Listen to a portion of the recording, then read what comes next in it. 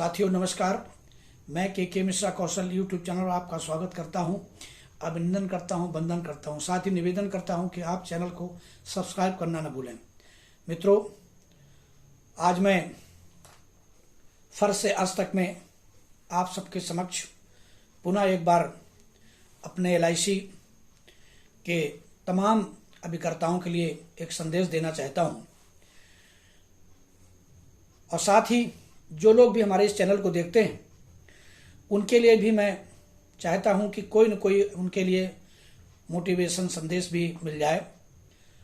चाहे वो मेरे पॉलिसी होल्डर हों, चाहे मेरे कोई रिश्तेदार हों, चाहे मेरे सगे संबंधी शुभचिंतक कोई भी हों, मैं प्रयास करता हूं कि कोई न कोई उनके लिए भी कोई चीज़, कोई ऐसा शब्द, कोई ऐसा सेंटेंस, कोई ऐसा वाक्य उनके लिए भी रहे, ताकि उनको भी लगे कि हमें इसमें कुछ मिल रहा है। फिर भी मुझसे बहुत सारी गलतियां हो जाती हैं, अभी मैं क्षमा चाहता हूं, उन गलतियों के लिए मुझे माफ़ करेंगे आप लोग।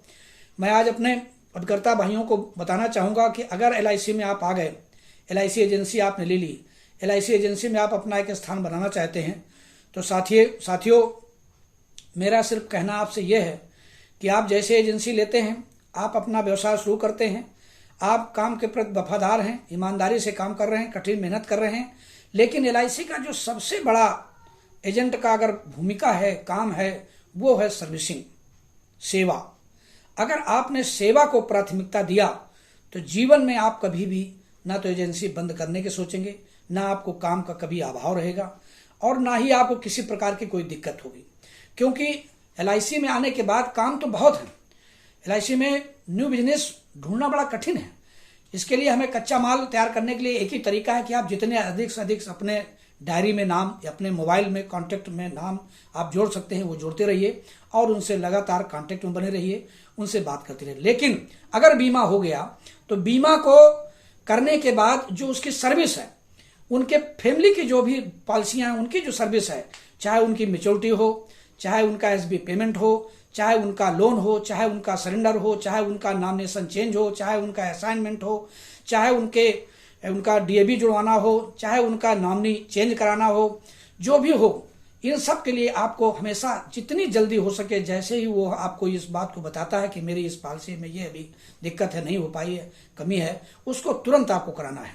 और साथियों, अंत में मैं जो आखिरी पार्ट है आपका, जितनी अच्छी आप सेवा करेंगे उतनी अच्छी आपको मेवा मिलेगी, निश्चित है। और ये मेवा सिर्फ LIC पॉलिसी की तरह अगर आप भीख के मांगेंगे तो शायद नहीं, लेकिन अगर देते रहेंगे, सर्विस आप लगातार देते रहेंगे, तो निश्चित तौर पर आपको मिलने भी लगेगा, जिसके लिए कभी आपको हाथ नहीं फैलाना पड़ेगा, मांगना नहीं पड़ेगा। सबसे बड़ा पार्ट आता है जिसका क्लेम।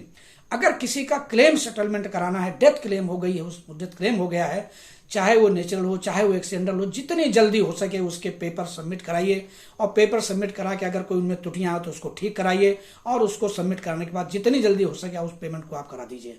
क्योंकि उस परिवार में जिस परिवार का सदस्य दुनिया से चला गया है वो यहाँ देखने नहीं आ रहा है, लेकिन हमने उसको वादा किया था कि आप चिंता न करिए, हम जिंदगी के साथ भी और जिंदगी के बाद भी आपके साथ हैं।